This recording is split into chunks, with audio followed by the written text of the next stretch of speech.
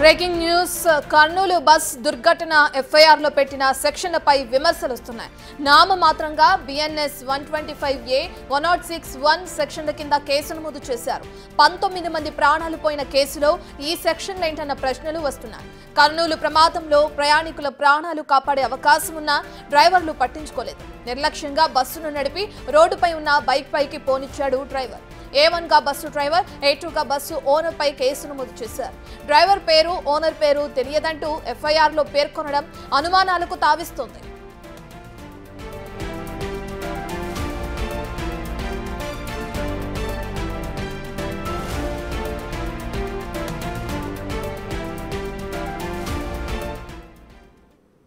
కర్నూలు దుర్ఘటనకి సంబంధించి ఎవరైతే bus driver ఉన్నారో అతనిపైన లేదంటే ఆ బస్సు యాజమాన్యం పైన కూడా కేసు నమోదు చేయడం మనం చూస్తున్నాం. ఆ ఎఫ్ఐఆర్ కి సంబంధించిన పూర్తి డీటెయిల్స్ అందించడానికి మా ఇన్పుట్ ఎడిటర్ పవన్ లైవ్ లో జాయిన్ అవుతున్నారు. పవన్, మనం చూస్తున్నాం కనీసం మానవత్వం లేకుండా యాక్సిడెంట్ గురైన వెంటనే బస్సు వదిలి పారిపోయిన డ్రైవర్ పైన అలాగే యాజమాన్యం పైన మాత్రమే కొన్ని సెక్షన్ల కిందే కేసు నమోదు చేశారని సర్వత్రా విమర్శలు వెల్లువెత్తుతున్నాయి. సంబంధించిన డీటెయిల్స్ ఏ విధంగా ఉన్నాయి అనుకోవచ్చు పవన్? నిన్న అర్ధరాత్రి ఘోర దుర్ఘటన జరిగింది. కర్నూలు జిల్లా చిన్నటేకూరు దగ్గర బస్సు బైకును ఢీకొని దాదాపుగా 20 మంది సజీవ దహనమైపోయారు. అందులో 9 మంది ప్రాణాలతో బయటపడ్డారు. ఈ ఘటనలో అటు కర్నూలు జిల్లా ఉలిందపాలెం పోలీస్ స్టేషన్లో కేసు నమోదైంది. నెల్లూరు జిల్లాకు చెందిన నెలకుర్తి రమేష్ అనే వ్యక్తి ఇచ్చిన ఫిర్యాదు ఆధారంగా కేసు నమోదు చేశారు. ఇక్కడ వరకు అంత బాగానే ఉంది. కానీ ఇందులో పెట్టిన సెక్షన్లపైనే ఇప్పుడు ప్రధానంగా విమర్శలు వినిపిస్తున్నాయి. ఒకసారి మనం ఎఫ్ఐఆర్ కాపీని కనుక మనం చూసినట్లయితే 2 సెక్షన్ల కింద కేసులు నమోదు చేశారు. బిఎన్ఎస్ 125A అట్లనే బిఎన్ఎస్ 106(1) కింద ఈ 2 సెక్షన్ల కింద కేసులు నమోదు చేశారు. ఇందులో ఫిర్యాదు చేసిన రమేష్ పేరు రాశారు. కింద ఎక్యూజ్డ్ లిస్టులో మాత్రం ఉండాల్సిన పేర్లు మాత్రం రాయలేదు. కేవలం డ్రైవర్ ఆఫ్ కావేరీ ట్రావెల్స్ అని, ఆ కింద ఓనర్ ఆఫ్ కావేరీ ట్రావెల్స్ అంటూ రాశారు. దీనిపైన పెద్ద ఎత్తున విమర్శలు వస్తున్నాయి. నిన్న ప్రమాద ఘటన జరిగిన వెంటనే అక్కడికి జిల్లా ఎస్పీ వచ్చారు, డిఐజీ, ఐజీ వచ్చారు, ఉన్నతాధికారులందరూ కూడా వచ్చారు. ఆ సమయంలో ఎస్పీ చాలా స్పష్టంగా ప్రకటించారు, డ్రైవర్ మా అదుపులో ఉన్నాడంటూ ప్రకటించారు. మరి మిర్యాల లక్ష్మయ్య పేరు ఇందులో డ్రైవర్ అయిన మిర్యాల లక్ష్మయ్య పేరు ఎందుకు పెట్టలేదు? కేవలం డ్రైవర్ ఆఫ్ కావేరీ ట్రావెల్స్ అని పెట్టడం, అట్లనే కింద ఓనర్ యజమాని పేరు వేమూరి కావేరీ ట్రావెల్స్ యజమాని వేమూరి వినోద్ కుమార్ అంటూ నిన్నంతా కూడా మీడియాలో విపరీతంగా ఆయన పేరు వచ్చింది. ఆయన అందుబాటులో లేకుండా అజ్ఞాతంలోకి వెళ్ళిపోయాడు. నిన్న సాయంత్రం ఆయన అక్కడ కర్నూలు జిల్లాకు వెళ్ళి ప్రమాదం ఘటన జరిగిన స్థలానికి వెళ్ళారు. అక్కడ నుంచి పోలీసుల విచారణకు కూడా సహకరిస్తానంటూ ఆయన చెప్పినట్లుగా వార్తలు వచ్చాయి. కానీ ఆయన పేరు కూడా ఎక్కడా ప్రస్తావించకపోవడం ఈ రెండు కూడా అనేక అనుమానాలకు తావిస్తుంది. హోంమంత్రి అనిత స్వయంగా ఘటనా స్థలానికి చేరుకున్నారు. ప్రమాద ఘటన పైన 16 బృందాలతోని విచారణ జరిపిస్తున్నాం, దర్యాప్తు చేయిస్తున్నామంటూ చెప్పారు. మరి 16 బృందాలు దర్యాప్తులో కనీసం డ్రైవర్ పేరు, ఇటు యజమాని పేరు, కావేరీ ట్రావెల్స్ యజమాని పేరు కూడా తెలుసుకోలేకుండా అక్కడ దర్యాప్తు బృందాలు పనిచేస్తున్నాయనే విమర్శలు వస్తున్నాయి. అంతేకాకుండా 20 మంది ప్రాణాలు కోల్పోయారు. అందులో పెట్టిన ఈ సెక్షన్లు కనుక మనం ఒకసారి చూసినట్లయితే బిఎన్ఎస్ 125A నిర్లక్ష్యంతో ఇతరుల ప్రాణాలకు హాని కలిగించడం, దీనికి కేవలం 6 నెలల జైలు శిక్ష లేదంటే జరిమానా పడే అవకాశం ఉంటుంది. మరొక సెక్షన్ 106 బిఎన్ఎస్ 106(1) సబ్ క్లాస్ 1 నిర్లక్ష్యం వల్ల ఒకరి మరణానికి కారణం అవ్వడం. ఈ సెక్షన్కి సంబంధించి ఒకవేళ ఈ సెక్షన్ కింద నేరం రుజువైతే 5 సంవత్సరాల జైలు శిక్షతో పాటు జరిమానా విధిస్తారు. ఇప్పుడు ఎక్కడైనా సరే ఏదైనా నేరంలో 7 సంవత్సరాల లోపు జైలు శిక్ష పడే వాటికి వెంటనే వాళ్లకు బెయిల్ వచ్చేస్తుంది, స్టేషన్ బెయిల్ మంజూరు చేయొచ్చు అంటూ సుప్రీంకోర్టు మార్గదర్శకాలు ఉన్నాయి. కానీ 20 మంది ప్రాణాలు కోల్పోయి ఇంతటి నిర్లక్ష్యం క్లియర్గా కనపడుతుంది. కానీ ఇటువంటి నామమాత్రపు సెక్షన్లు పెట్టడం పైన పెద్ద ఎత్తున విమర్శలు వస్తూ ఉన్నాయి. ఒక పక్క ప్రైవేట్ ట్రావెల్స్ యాజమాన్యాలను నియంత్రించలేకపోతున్నాయి ప్రభుత్వాలు. అదే సమయంలో ఇటువంటి ఘటనలు జరిగినప్పుడన్నా కఠినమైన చట్టాలను పెట్టి వెంటనే వాళ్ళని కఠినమైన శిక్షలు పడేలా చేస్తే ఇటువంటి ఘటనలు పునరావృతం కాకుండా ఉంటాయి. కానీ కేవలం ఇటువంటి నామమాత్రపు చట్టాలు పెట్టి ఏం చెప్పదలుచుకున్నారంటూ ప్రయాణికులందరూ కూడా ప్రశ్నిస్తున్నారు. అది కాకుండా ఇప్పటికే పోలీసుల అదుపులో ఉన్నాడంటూ స్వయంగా ఎస్పీ ప్రకటించినప్పటికీ కూడా ఆ ఎస్పీ ప్రకటించిన ఆయన పేరు ఇందులో నమోదు చేయకపోవడం, ఇవన్నీ కూడా రకరకాల అనుమానాలు వ్యక్తం చేస్తూ అటు ప్రయాణికులైతే తీవ్ర ఆగ్రహం వ్యక్తం చేస్తున్నారు. 16 బృందాలు బృందాలను ఏర్పాటు చేశామన్న హోంమంత్రి వ్యాఖ్యలపైన కూడా తీవ్ర స్థాయిలో ఆగ్రహం వెలుగెక్కుతున్నారు. ఎందుకంటే 16 బృందాల దర్యాప్తులో కేవలం డ్రైవర్ పేరు అటు యజమాని పేరే తెలుసుకోలేకపోయినప్పుడు ప్రమాదానికి కారణం ఏంటి, ప్రమాదం ఎవరి నిర్లక్ష్యం వల్ల ఎలా జరిగింది, ఇవన్నీ కూడా ఎలా తెలుస్తాయి అంటూ వాళ్ళందరూ కూడా ఆగ్రహం వ్యక్తం చేస్తున్న పరిస్థితి ఉంది. చూడాలి మరి దీనిపైన పోలీసులు ఏ రకంగా స్పందిస్తారు. ఏమన్నా సెక్షన్స్ ఏమన్నా ఆల్టర్ చేసి మరింత కఠినమైన సెక్షన్స్ పెట్టి చట్ట ప్రకారం వాళ్ళకి శిక్ష పడేలా చేస్తారా, లేకుంటే ఈ 2 సెక్షన్ల మీదనే ముందు దర్యాప్తు విచారణ చేస్తారా అనేది కూడా వేచి చూడాలి. రత్న రైట్ పవన్, 19 మంది ప్రాణాలు పోయిన ఘటనలో ఇటువంటి సెక్షన్ల ఇంత ఇదిగా ఎందుకు నమోదు చేశారని అటు ఎవరైతే ప్రాణాలతో బయటపడ్డ ప్రయాణికులతో పాటు సామాన్య ప్రజలు కూడా ప్రశ్నిస్తున్నా, లేదంటే వాళ్ళల్లో కూడా ఒక ఆందోళన కలిగించే విషయమనే చెప్పాలి. ఇప్పటి వరకు కూడా ఎఫ్ఐఆర్లో బస్ యాజమాన్యానికి సంబంధించిన ఓనర్ పేరు తెలియదను రాయడంలో కూడా ఏ విధంగా పోలీసుల దర్యాప్తు కొనసాగుతుందో నిదర్శనానికి ఒక నిలువెత్తు ఇదే అని చెప్పి కూడా సర్వత్రా విమర్శలు వెల్లువెత్తుతున్న నేపథ్యంలో పోలీసులు ఏమైనా రియాక్ట్ అయ్యే అవకాశం కనిపిస్తుందా? దీనికి సంబంధించి మరి ప్రభుత్వం నుంచి ఎటువంటి చర్యలైనా ఉండే అవకాశం కనిపిస్తుంది అనుకోవచ్చు. ఇప్పటికే దీనిపైన ఆంధ్రప్రదేశ్ హోంమంత్రి స్వయంగా ఘటనా స్థలానికి చేరుకున్నారు.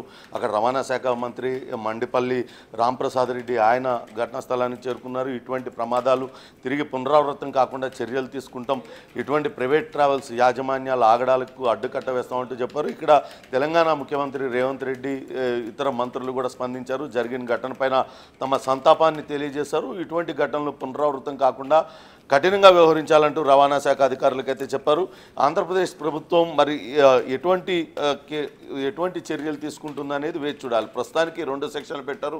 తర్వాత ఛార్జ్షీట్లో మార్చే అవకాశం అయితే ఉంది. ఎఫ్ఐఆర్ అనేది ప్రాథమికంగా పెట్టే ఫిర్యాదు కాపీ కాబట్టి ఫిర్యాదు ఆధారంగా ఈ 2 సెక్షన్లు పెట్టుంటారు. పోలీసుల విచారణలో ఇంకా విషయాలు బయటపడితే డ్రైవర్ నిర్లక్ష్యమా లేకుంటే యజమాని నిర్లక్ష్యమా దానికి సంబంధించిన మరికొన్ని సెక్షన్లు కూడా జత చేసి అటు ఛార్జ్షీట్ దాఖలు చేసే అవకాశం అయితే ఉంది. కానీ ఇప్పుడు ప్రాథమికంగా నమోదు చేసిన ఈ ఎఫ్ఐఆర్లో డ్రైవర్ తమ అదుపులోనే ఉన్నాడని చెప్పినప్పటికీ డ్రైవర్ పేరు లేకపోవడం, కేవలం 5 సంవత్సరాల లోపే జైలు శిక్ష పడే ఇటువంటి చట్టాలు, ఇటువంటి సెక్షన్లు పెట్టడం, వీటిపైన విమర్శలు వస్తూ ఉన్నాయి. చూడాలి మరి పోలీసు యంత్రాంగం ఏ రకంగా స్పందిస్తుంది. చట్ట ప్రకారం ఈ 2 సెక్షన్లే దానికి అప్లికబుల్ అవుతాయి నిన్న జరిగిన ప్రమాదానికి అని చెప్తారా, లేకుంటే మరికొన్ని సెక్షన్లు కూడా జత చేస్తామని చెప్తారా, ఏదనేది వేచి చూడాలి. రత్న, ఇటువంటి ఘటనలు మళ్ళీ పునరావృతం కాకుండా ఉండాలంటే కఠినమైన సెక్షన్లు ఖచ్చితంగా ఉండాలి అని మనం కూడా ఇప్పుడు చెప్పుకున్నాం, మీరు చెప్పినట్లుగానే. మరి అటువంటి విధంగానే సెక్షన్లు మరికొన్ని యాడ్ చేసే అవకాశం ఉందా లేదా అనేది కూడా విచారణలో భాగంగా తెలిసే అవకాశం ఉందంటున్నారు. రైట్ పవన్, అయితే ఇప్పుడు ఏదైతే యాక్సిడెంట్ అయిందో దాని తర్వాత బస్సు వదిలేసి పారిపోయారు డ్రైవర్, ఆయన కూడా ఒకవేళ మద్యం మత్తులు ఏమన్నా ఉన్నారా, దానికి సంబంధించిన విచారణ కూడా కొనసాగే అవకాశం కనిపిస్తుంది అనుకోవచ్చా? ఒకవేళ అది కూడా జరిగిన తర్వాత మరిన్ని సెక్షన్లు యాడ్ చేసే అవకాశం కనిపిస్తుంది అనుకోవచ్చు.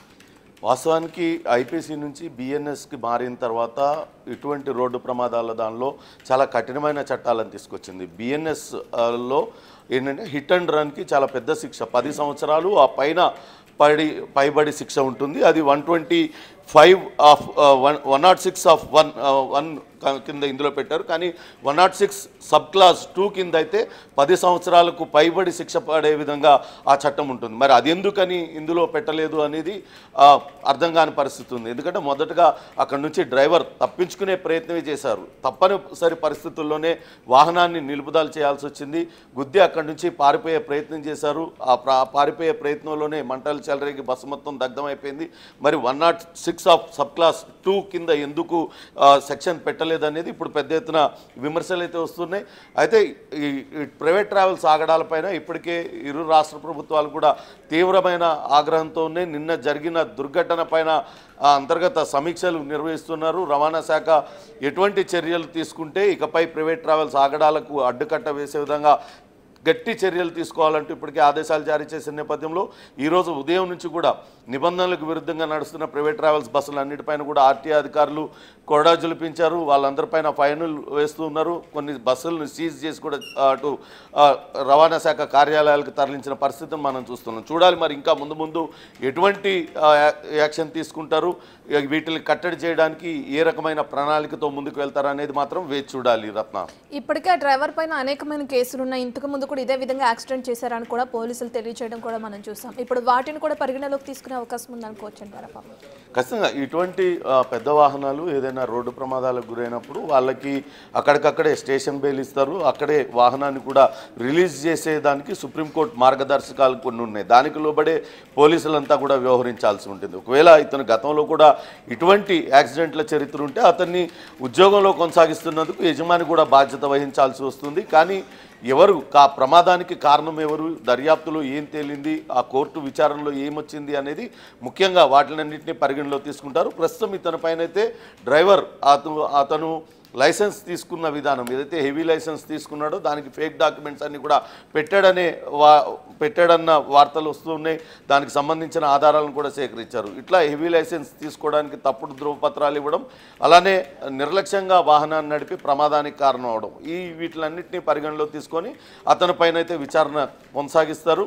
అలానే యజమాని పాత్ర పైన కూడా, యజమానిని కూడా ఇందులో నిందితుడిగా చేశాడు కాబట్టి అతని రోల్ ఏంటి, ఇందులో బస్సు సక్రమంగా నిర్వహిస్తున్నారా, బస్సు ఫిట్నెస్ ఉందా లేదా, లేకుంటే లోపల జరిపిన బస్సు లోపల చేసిన ఆల్టరేషన్స్కి అన్ని అనుమతులు తీసుకున్నారా, లేకుంటే నిబంధనలకు విరుద్ధంగా ఇవన్నీ చేశారా, తదితర అంశాలన్నింటినీ కూడా పరిగణలో తీసుకున్న తర్వాతనే అతని పైన కూడా చర్యలు తీసుకునే అవకాశం కనపడుతుంది. Right, thank you Pawan.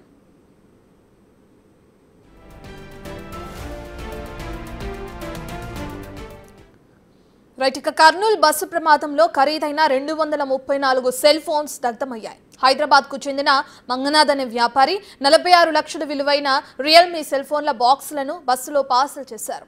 అవి బెంగళూరులోని ఫ్లిప్కార్ట్కు చేరాల్సింది. అక్కడి నుంచి కస్టమర్లకు అవి సరఫరా అవుతాయి. ఇంతలోనే ప్రమాదం జరిగిన విషయం తెలుసుకున్న వ్యాపారి హైదరాబాద్ నుంచి ప్రమాద స్థానానికి చేరుకుని లబోదిబోమన్నారు.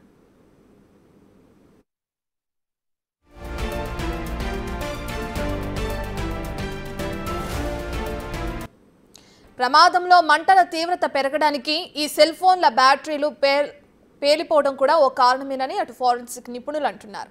మంటలకు ఆ ఫోన్లు కాలిపోవడంతో బ్యాటరీలు పేలిపోయిన శబ్దం వచ్చిందని ప్రత్యక్ష సాక్షులు కూడా చెప్తున్నారు.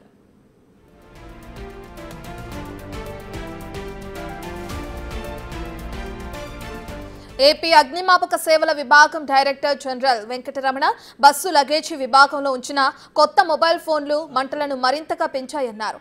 ఈ హ్యాండ్సెట్లు బెంగళూరులోని ఓ కస్టమర్కు పంపించడానికి ఉండుంచారని తెలిపారు. మొబైల్ ఫోన్ల పేలుళ్లు మాత్రమే కాకుండా బస్సులోని ఏసీ వ్యవస్థకు అమర్చిన విద్యుత్ బ్యాటరీలు కూడా పేలిపోయాయన్నారు. మంటల తీవ్రత వల్ల బస్సు ఫ్లోర్పై ఉన్న అల్యూమినియం షీట్లు కూడా కరిగిపోయాయన్నారు.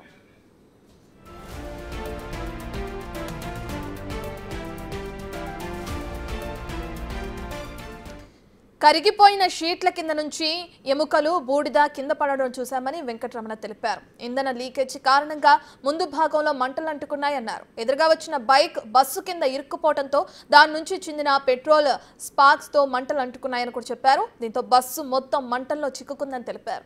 బస్సు తయారీలో ఇనుము బదులు తేలికపాటి అల్యూమినియం వాడటం వల్ల వాహనం బరువు తగ్గి వేగం పెరుగుతుందన్నారు.